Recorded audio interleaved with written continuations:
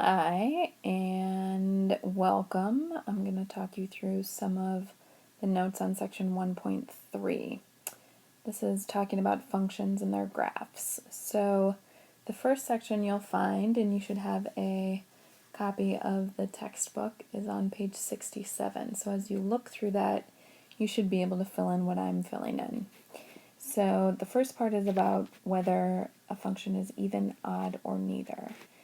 And the definition is a function is even if for every number x in its domain, the number negative x is also in its domain.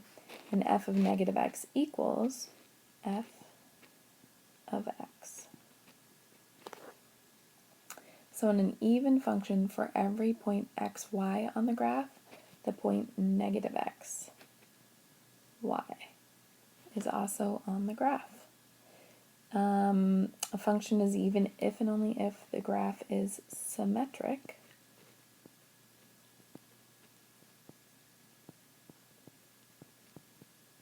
with respect to the y-axis, and we'll do some examples for that. Odd function, so that's when, and it's very odd I would say, f of negative x is the same as negative f of x. And what you're going to see for odd functions is really symmetry in the first and third quadrant, or the second and fourth quadrant. So in an odd function, for every point x, y on the graph, the point negative x, negative y is also on the graph, and it's symmetric with respect to the origin. And you think of it as a rotation of 180 degrees.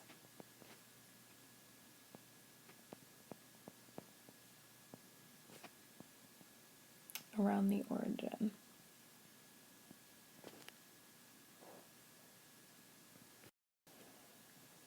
So here are 3 examples of graphs, and we can determine if they're even or odd. So with figure 1, there was in the definition that it needs to be symmetric with the y-axis. So this is definitely an even function. So I will say figure 1, and I'm going to delete some of this, so I'm going to write across, but you need to make sure it fits like underneath this right here. So figure 1 is even because it's symmetric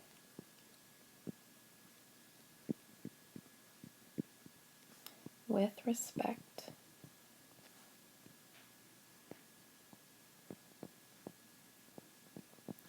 to the y-axis.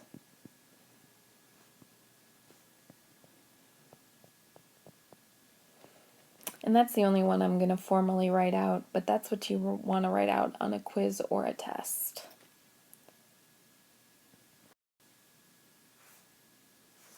For figure 2, this one's neither, because it's not symmetric here, and it's not symmetric about the origin. If I rotated this, 180 degrees, it would not be, it's around this origin, it would not be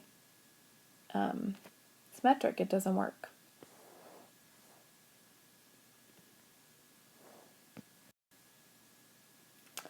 For figure 3, that is odd, because if you think about this right here, and if this rotated once and rotated around here, it would match. And if we just do a point check, this point right here is -2, -1, and this point right here is +2, +1, and that was part of our definition. So I would write figure 3 is an odd function, and I'm not going to write it all out because its graph is symmetric with respect to the origin.